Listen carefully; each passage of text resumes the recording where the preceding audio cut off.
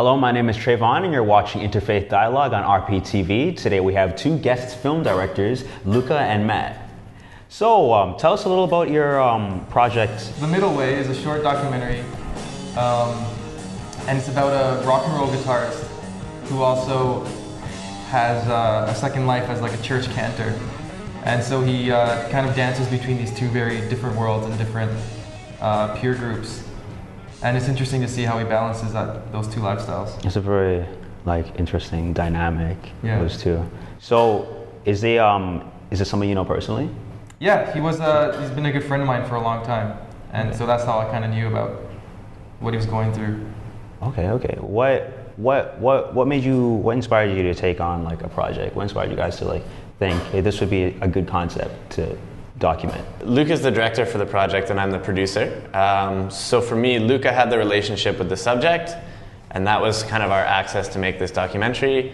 And then for myself, what attracted me, I knew there was going to be music, I knew there were going to be the beautiful colors of the church, and it was an interesting issue to explore as a young person myself, just how one person navigates the world between those two passions. So that's what drew me into it. All right. Yeah. What do you think personally about that sort of lifestyle, that balance between church and rock and roll? Do you think that could work?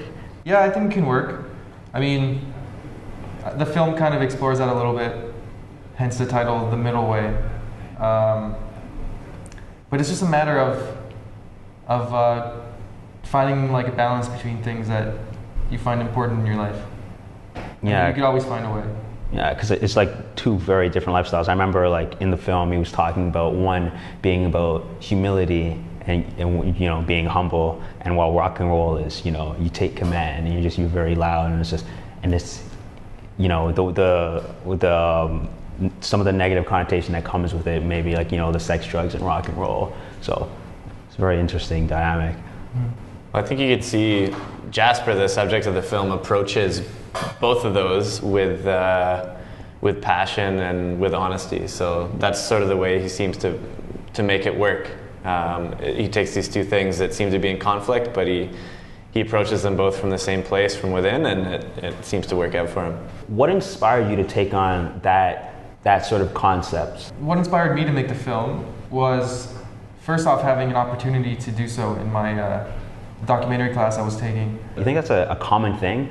People struggling between tradition or religion versus what they enjoy outside of that versus the secular activities? I think it's kind of a perceptual thing. If you see someone on stage commanding all this attention and being and kicking butt, you would not kind of expect them in the pews as well. Yeah, because whenever we see a musician, all we see is the performance side. Right. We don't know the other half. Yeah, so a big thing is kind of exploring how people are how perception works, and how if you do one thing, you're not supposed to do another, or any feelings like that. Yeah.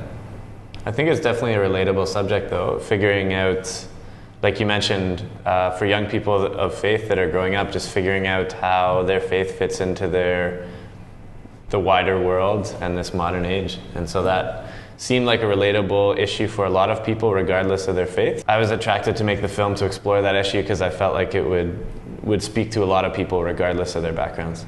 Yeah, and I think definitely around this generation especially, that would be a lot more relatable.